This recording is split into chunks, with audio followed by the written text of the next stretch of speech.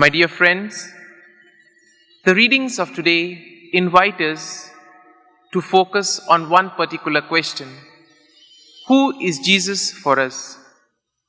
John calls Jesus the Lamb of God and thus signifies Jesus' mission as the one who comes to redeem us from all our sins. In Jesus, John saw the true and only sacrifice that could liberate us from all our bondage. And we see that it is the Holy Spirit who had revealed to John the true nature of Jesus, and therefore he was able to bear witness to that fact.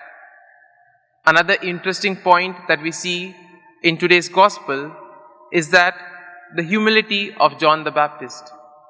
When his disciples asked him, "Who is that?" John was the one who told them about Jesus. John could have easily said, "I don't know him."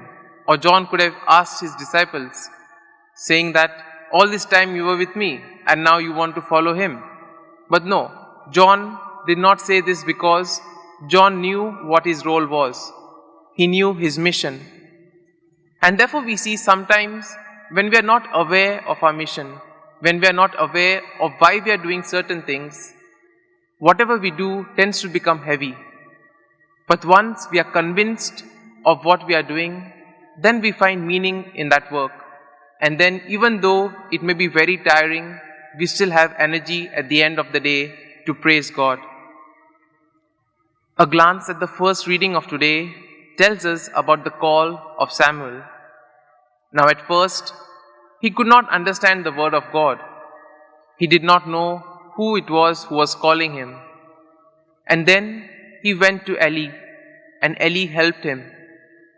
In a similar way, in our lives too, there are times where we may not be able to understand certain things.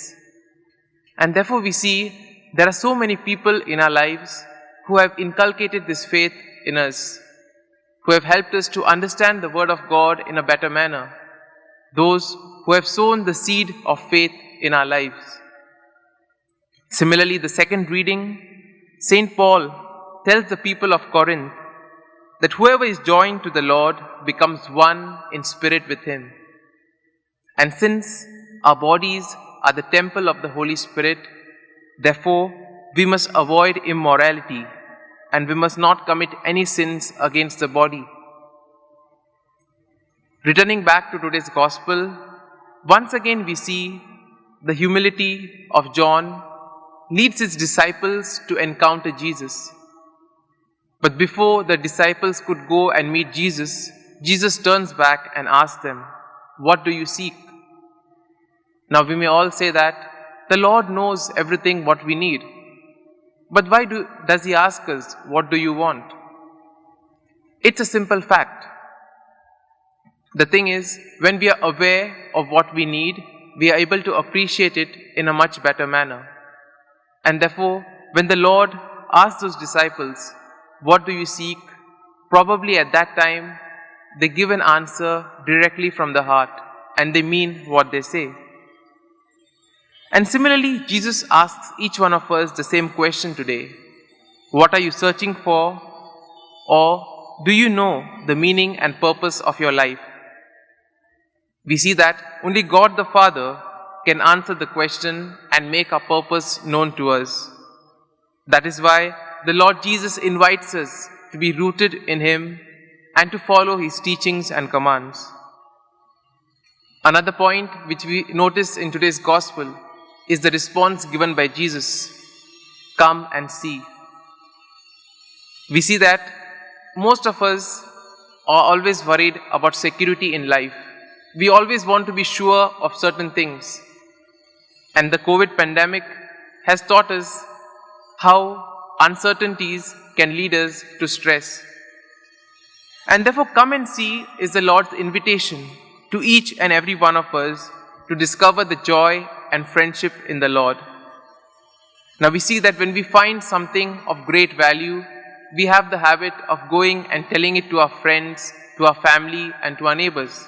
And in these days, in the modern world, sharing it on social media. And similarly, we see when Andrew met Jesus, he discovered that he was truly the Messiah. And he immediately ran to his brother Simon Peter and told him the good news. And then, as Simon was approaching, Jesus looked at him and said, "Today I shall call you Cephas," which means a rock. By doing this, Jesus gave Simon a new mission and a new call. And we see that in those times, to be called a rock was a great compliment. And in this way, we see that Jesus today invites us and gives each one of us a mission. Each one of us has a role to play in building the kingdom of God. It may be small or it may be big, but the most important part is to become aware of what we are called to do. And this will be possible only once we are rooted and grounded in the love of Christ.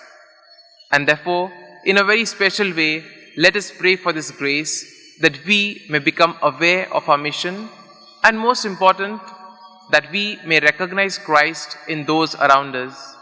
Amen.